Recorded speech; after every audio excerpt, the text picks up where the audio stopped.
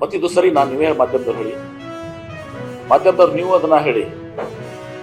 ರಾಜೀವ್ ಗಾಂಧಿ ಅವ್ರ ವಂಶವನ್ನೇ ಧ್ವಂಸ ಮಾಡ್ತೀವಂದ್ರೆ ಅದು ಸರಿನಾ? ಅದು ಮತ್ತು ಹತ್ತವ್ರ ವಿರುದ್ಧ ಪ್ರಕರಣ ದಾಖಲು ಮಾಡಬಾರ್ದು. CT ರವಿ ಮಾತಾಡೋದೇನು, ಒಂದು ಧರ್ಮದವ್ರ ಮೇಲೆ ಎದೆ ಸೀನಿಂದ 3 ಅಕ್ಷರ ಬರೋದಲ್ಲ, ಇವೆಲ್ಲವೂ ಕೂಡ ಬೇಕಾಯ್ತು. ಒಂಥರ ಅಸಹ್ಯಕರವಾಗಿ ಮಾತಾಡುವಂತಹದ್ದು ಅಲ್ಲಿ ಹೋಗ್ಲಿ, ಅಲ್ಲಿ ನೀಟ್ ಬಗ್ಗೆ ಮಾತಾಡಲಿ. 47 ದಿವಸಗಳ ನಂತರ ಕುಂಭಕರ್ಣ ನಿದ್ದೆಯಿಂದ ಹೊರಗೆ ಬಂದು ನಮ್ಮ ಪ್ರಧಾನಮಂತ್ರಿಗಳು ಎಚ್ಚೆತ್ತುಕೊಂಡ್ರು. ಯುವಕರು ಇವತ್ತು ದಿವಸ ಭಾಳ ಹೆಚ್ಚಿನ ಸಂಖ್ಯೆಯಲ್ಲಿ ಇವತ್ತು ದಿವಸ BJP ಬೆಂಬಲಿಸ್ಕೊಂಡು ಬಂದಿದ್ದನ್ನು ನಾವು ನೋಡಿದ್ವಿ 2014. ಆ ಯುವಕರ ಬಗ್ಗೆ ಎಷ್ಟು ಕಾಳಜಿ ಇದೆ, ಬದ್ಧತೆ ಇದೆ, ಗೌರವ ಇದೆ, ಕಳಕಳಿ ಇದೆ, ಇದೆಲ್ಲವೂ ಮೊನ್ನೆ ಗೊತ್ತಾಗಿದೆ. ತತ್ಕ್ಷಣ ರಾಜೀನಾಮೆ ತಗೊಂಡು 24 ಗಂಟೆ ಒಳಗಡೆ ಆವಾಗ ಒಂದು ಎಕ್ಸ್ಪರ್ಟ್ ಕಮಿಟಿ ಮಾಡಿ ಇವತ್ತು ಬೇರೆ ಬೇರೆ ಇರೋರು JEE ಇದೆ, ಸಾಫ್ಟ್ವೇರ್ ಮೂಲಕ ಮಾಡ್ತಾರೆ. ಅದನ್ನು ಸುಪ್ರೀಂ ಕೋರ್ಟಲ್ಲಿ ಹೋದಾಗ ಕೂಡ ಅದನ್ನು ಜಸ್ಟಿಫಿಕೇಶನ್ ಕೊಟ್ಟಿದ್ದಾರೆ. ಯಾಕಂದ್ರೆ ಡಿಫ್ರೆನ್ಷಿಯಲ್ ಕ್ವಶನ್ ಪೇಪರ್ಸ್ ಆಗಿದ್ದು ಕೂಡ ಅದನ್ನು ಹಾರ್ಡ್ನೆಸ್ ಅಂತೇನೋ ಒಂದು ಇದ್ರ ಮೇಲೆ ಇದು ಮಾಡ್ತಾರೆ, ರೇಷಿಯೋವನ್ನು ಅಥವಾ ಒಂದು ಮಾನದಂಡ ಮಾಡ್ತಾರೆ. ನಮ್ಮಲ್ಲೇ KEA ಇದೆ, CET ನಾವು ಕಂಡಕ್ಟ್ ಮಾಡ್ತೀವಿ, ಯಾವ ರೀತಿ ಮಾಡ್ತೀವಿ. ಹೀಗೆ ವಿವಿಧ ರಾಜ್ಯಗಳ ದೇಶಗಳ ಮಾಡೆಲ್ ತಗೊಂಡು ಒಂದು ಫುಲ್ ಪ್ರೂಫ್ ಆದಂಥ ಸಿಸ್ಟಮ್ ಮಾಡ್ತಿರೋದು 24 ಗಂಟೆ ಒಳಗೆ ಪ್ರಧಾನಮಂತ್ರಿಗಳು ನಿರ್ಣಯ ಮಾಡಬೇಕಾಗಿದೆ. 47 ದಿನ ಇವತ್ತು ಅಲ್ಲಿ ಎಲ್ಲ ಯುವಕರು, ಲಕ್ಷಾಂತರ ಯುವಕರು ಇವತ್ತು ಹೋರಾಟ ಕೇಳಿದಾಗ ಮತ್ತು 10-20 ಜನ ಇವತ್ತು ಪ್ರಾಣ ಕಳ್ಕೊಂಡು, 21 ಜನ ಅಲ್ಲ 21 ಜನ ಪ್ರಾಣ ಕಳ್ಕೊಂಡು, ಆ ಪ್ರಾಣ ವಾಪಸ್ ಬರ್ತದ, ಆ ಜೀವ ವಾಪಸ್ ಬರ್ತದ, ಅದಕ್ಕೆ ಯಾರು ವಿಚಾರ ಮಾಡ್ತಾ ಇಲ್ಲ. ಆ 21 ಜೀವಗಳು ಏನಾದ್ರು ವಾಪಸ್ ಬರ್ತಾವ ನಮಗೆ? ಆ ತಾಯಿ ತಂದೆ ಅವ್ರಿಗೆ ಎಷ್ಟು ಇದಾಗಿದೆ, ಆ ಜೀವಗಳು ಹೋಗಿದ್ದಾವೆ, ಆ ಜೀವ ಯಾರು ವಾಪಸ್ ಕೊಡ್ತಾರ? ಇಂಥದ್ದೆಲ್ಲ ಇದ್ದಾಗ 1.5 ಲಕ್ಷ ಜನ ಮತ್ತೆ ಅಟೆಂಡ್ ಆಗಲಿಲ್ಲ, ಮರು ಪರೀಕ್ಷೆಗೆ ಹಾಜರಾಗಲಿಲ್ಲ, ಮಾನಸಿಕ ಒತ್ತಡದಿಂದ, ಪ್ರೆಷರ್ದಿಂದ. ಇದೆಲ್ಲ ಕೂಡ ಸೂಕ್ಷ್ಮತೆ ಇರಬೇಕಾಗ್ತದೆ. ಆ ಸೂಕ್ಷ್ಮತೆನೇ ಇವ್ರಿಗೆ ತುಂಬ ಇಲ್ಲ. ಒಂದು ಕಡೆ ಬೆಲೆ ಏರಿಕೆ, ಇನ್ನೊಂದು ಕಡೆ ಆರ್ಥಿಕ ನೀತಿ, ವಿದೇಶಾಂಗ ನೀತಿ, ಎಲ್ಲ ರೀತಿಯಿಂದ ಇವತ್ತು ಸಹ ಈ ಸರ್ಕಾರ ವಿಫಲ ಆಗಿದೆ. ಕೇವಲ ಅವರು ಬರೇ ಜಾತಿ ಧರ್ಮದ ಹೆಸರ ಮೇಲೆ ಇವತ್ತು ಸಹ ಇಲ್ಲಿವರೆಗೆ ರಾಜಕಾರಣ ಮಾಡಿದ್ದಾರೆ. ಇವತ್ತು ಹಿಂದೆ ಇವರು ಹೇಳಿದ ಯಾವುದೂ ಕೂಡ ಅಚ್ಚೇಂದಿ ಬಂದಿಲ್ಲ. Petrol rate, diesel rate, gas cylinder rate, fertiliser rate, ಇವತ್ತು ಡಾಲರ್ ರೇಟು ಯಾವುದು ಉಳಿದಿದೆ? ನಮ್ಮ ಮನಮೋಹನ್ ಸಿಂಗ್ ಅವರು ಹಣಕಾಸು ಸಚಿವರಿದ್ದಾಗ, ನರಸಿಂಹರಾವ್ ಪ್ರಧಾನಮಂತ್ರಿ ಇದ್ದಾಗ, ತದನಂತರ ಅವರೇ ಪ್ರಧಾನಮಂತ್ರಿ ಆದಾಗ ಒಂದು ವಿಶ್ವಕ್ಕೆ ಮಾದರಿಯಾದಂಥ ಆರ್ಥಿಕ ವ್ಯವಸ್ಥೆನ ಈ ದೇಶಕ್ಕೆ ಕೊಟ್ಟಿದೆ. ಅದೆಲ್ಲ ಬುಡಮೇಲೆ ಮಾಡಿಬಿಟ್ಟಿದ್ದಾರೆ.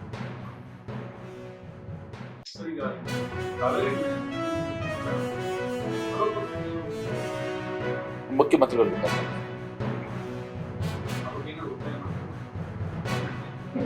ಚರ್ಚೆ ಮಾಡೋಣ, ಚರ್ಚೆ ಮಾಡೋಣ. ಅದು ನಿರಂತರವಾಗಿ ಬಂದಿದೆ ಅಂತ ಸರ್ವಪಕ್ಷದ ನಿಯೋಗ, ಸರ್ವಪಕ್ಷದ ಸಭೆ ಇದೆಲ್ಲ ಕೂಡ ನಡೀತಿದೆ. ಮುಖ್ಯಮಂತ್ರಿಗಳು ಬಂದಾಗ ನಿರ್ಣಯ ಮಾಡ್ತಾರೆ. ಥ್ಯಾಂಕ್ ಯು, ಧನ್ಯವಾದಗಳು.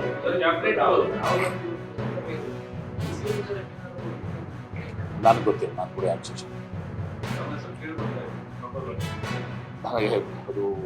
ನನಗೆ ಯಾವುದೂ ಕೂಡ ಅದ್ರ ಬಗ್ಗೆ ಮಾಹಿತಿ ಇಲ್ಲ. ಪಕ್ಷ ನಿರ್ಣಯ ತಗೋತದೆ, ಅದು ನೋಡಿ, ನಾನು ಯಾವುದನ್ನು ಕೂಡ ಹೇಳೋದಿಲ್ಲ. ಪಕ್ಷ ಯಾವ್ದು ಒಳ್ಳೇದಾಗ್ತದೆ ಅದು ಮಾಡ್ತಾರೆ. ನನಗೆ ಗೊತ್ತಿಲ್ಲ, ನಾನು ಇಲ್ಲಿದ್ದೀನಿ, ಎಲ್ಲರೂ ಡೆಲ್ಲಿಲಿದ್ದಾರೆ. ನಾನು ಇಲ್ಲಿದ್ದೀನಿ ಅಂತೇಳಿ ನೀವು ಇಲ್ಲಿ ಬಂದಿದ್ದೀನಿ.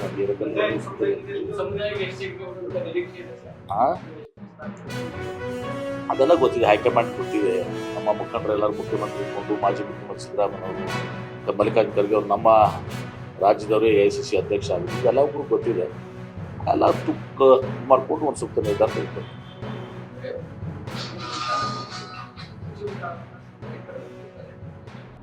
ನಿನ್ನೆ ದಿನ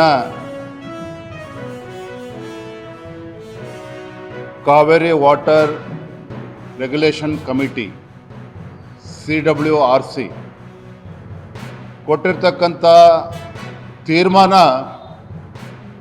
ಕಾವೇರಿ ಕೊಳ್ಳದ ರೈತರಿಗೆ ಬರ ಎಳೆದಂತೆ ಆಗಿದೆ. ರಾಜ್ಯದ ಮುಖ್ಯಮಂತ್ರಿಗಳು ಕೆಲವು ದಿನಗಳ ಹಿಂದೆ ಆ ಭಾಗದ ರೈತರಿಗೆ ಒಂದು ಕರೆಯನ್ನು ಕೊಟ್ಟಿದ್ರು. ಕಾವೇರಿ ಕೊಳ್ಳದ ರೈತರು ಯಾವುದೇ ಕಾರಣಕ್ಕೂ ಬಿತ್ತನೆಯನ್ನು ಮಾಡಬಾರ್ದು, ಮಳೆಯ ಅಭಾವ ಇದೆ, ಎಚ್ಚರಿಕೆಯಿಂದ ಇರಬೇಕು ಅಂಥೇಳಿ ಮಾನ್ಯ ಮುಖ್ಯಮಂತ್ರಿಗಳು, ಏನು ರಾಜ್ಯದ ಮುಖ್ಯಮಂತ್ರಿಗಳು ರೈತರಿಗೆ ಶಕ್ತಿನ ತುಂಬಬೇಕಾಗಿತ್ತೋ ಸ್ವತಃ ಮುಖ್ಯಮಂತ್ರಿಗಳೇ ರೈತರ ಆತ್ಮಸ್ಥೈರ್ಯವನ್ನು ಕುಗ್ಗಿಸುವಂಥ ಕೆಲಸ ಮಾಡಿದರು. ಅಷ್ಟೇ ಅಲ್ಲ, ಕದ್ದು ಮುಚ್ಚಿ ರಾತ್ರೋರಾತ್ರಿ ತಮಿಳುನಾಡಿನ ಮುಖ್ಯಮಂತ್ರಿಗಳಿಗೆ ಖುಷಿ ಪಡಿಸಬೇಕು ಅಂತ ಹೇಳಿ ನಮ್ಮ ರಾಜ್ಯದ ರೈತರಿಗೆ, ಕಾವೇರಿ ಕೊಳ್ಳದ ರೈತರಿಗೆ ಅನ್ಯಾಯ ಮಾಡಿ ರಾತ್ರೋರಾತ್ರಿ ನೀರು ಬಿಡುವಂಥ ಕೆಲಸ ಮಾಡಿದ್ರಲ್ಲ ಮಾನ್ಯ ಮುಖ್ಯಮಂತ್ರಿಗಳೇ. ತಮಗೆ ಗೊತ್ತಿರಲಿಲ್ವಾ ಭೀಕರ ಬರಗಾಲವನ್ನು ಎದುರಿಸ್ತಾ ಇದ್ದೇವೆ, ನಾಳೆ CWRC ಇಂದ ಮುಂದೆ ಇಂಥ ತೀರ್ಮಾನ ಬರ್ಬೋದು ಅಂತಕ್ಕಂಥ ಊಹೆ ತಮಗಿರ್ಲಿಲ್ವಾ?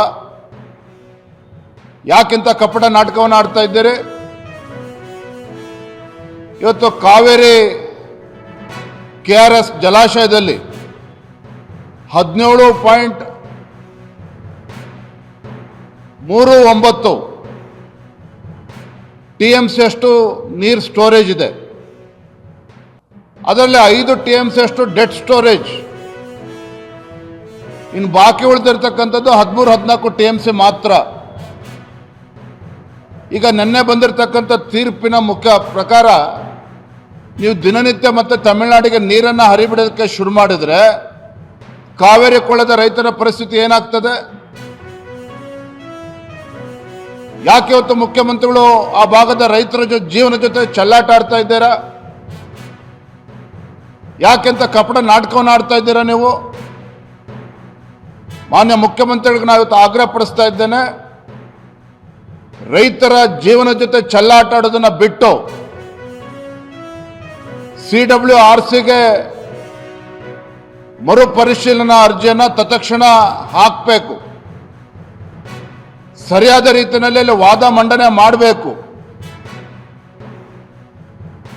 ತೀವ್ರ ಬರಗಾಲ ಯಾವ ರೀತಿ ರೈತರು ಸಂಕಷ್ಟದಲ್ಲಿದ್ದಾರೆ ಅದನ್ನು ಮನವರಿಕೆ ಮಾಡುವಂಥ ಕೆಲಸ ಕರ್ತವ್ಯ ಇವತ್ತು ರಾಜ್ಯ ಸರ್ಕಾರದ್ದು.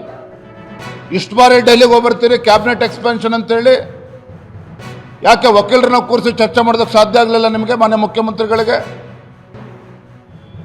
ಇಂಥ ದ್ರೋಹ ಬಗೆಯುವಂಥ ಕೆಲಸ, ರೈತರಿಗೆ ದ್ರೋಹ ಬಗೆಯುವಂಥ ಕೆಲಸ ನೀವು ಮಾಡಬಾರ್ದು.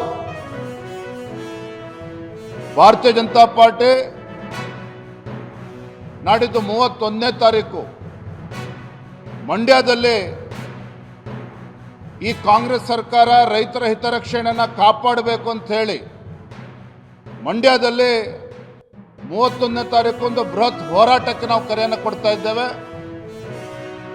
ಆ ಭಾಗದ ರೈತ ಸಂಘಟನೆಗಳು, ಸಂಘ ಸಂಸ್ಥೆಗಳು ತಾವೆಲ್ಲರೂ ಕೂಡ ಈ ರೈತರ ಹೋರಾಟಕ್ಕೆ, ನಮ್ಮ ಹೋರಾಟಕ್ಕೆ ಬೆಂಬಲವನ್ನು ನೀಡಬೇಕು ಅಂತೇಳಿ ತಮ್ಮ ಮುಖೇನ ನಾನು ವಿನಂತಿಯನ್ನು ಕೂಡ ನಾನು ಮಾಡ್ತಾ ಇದ್ದೇನೆ. ಕೇಂದ್ರದಲ್ಲಿ ನಮ್ಮ ಸಂಸದರು ಏನು ಮಾಡಬೇಕು ಅದನ್ನು ಮಾಡ್ತಾರೆ. ರಾಜ್ಯದ ಅಧ್ಯಕ್ಷನ ನಾನು ಹೇಳ್ತಾ ಇದ್ದೇನೆ, ಕಾವೇರಿ ಕೊಳ್ಳದ ರೈತರ ಪರವಾಗಿ ನಾವು ಧ್ವನಿಯಾಗಿ ನಿಲ್ತೇವೆ, ಹೋರಾಟವನ್ನು ಕೂಡ ಮಾಡ್ತೇವೆ, ಅವರಿಗೆ ನ್ಯಾಯ ಕೊಡಿಸುವಂಥ ಕೆಲಸ ನಾವು ಮಾಡ್ತೇವೆ. ಎಲ್ಲರೂ ಕೂಡ ಬೆಂಬಲ ಕೊಡ್ತಾರೆ, ರೈತ ಸಂಘಟನೆಗಳು ಕೂಡ ಹೋರಾಟ ಕೊಡ್ತಾರೆ, JDS ಕೂಡ ಬೆಂಬಲವನ್ನು ಕೊಡ್ತಾರೆ, ಎಲ್ಲರೂ ಕೂಡ. ಯಾಕಂತ ಹೇಳಿದ್ರೆ ರೈತರು ಅಂತ ಹೇಳಿದ್ರೆ ಪಕ್ಷಾತೀತವನ್ನು ಹೋರಾಟವನ್ನು ಮಾಡಬೇಕು.